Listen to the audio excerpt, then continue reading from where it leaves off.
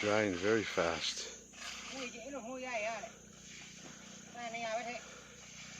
It's drying way too fast.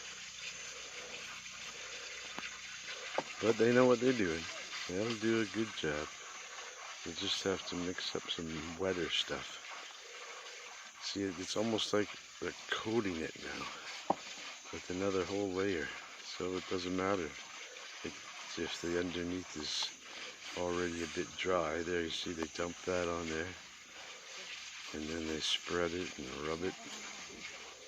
Oh my God, it's gonna it's gonna last 1,000 years.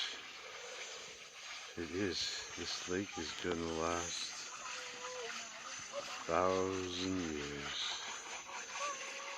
Oh my God, look at this. Oh, when you look at it like this, it looks like this is a major.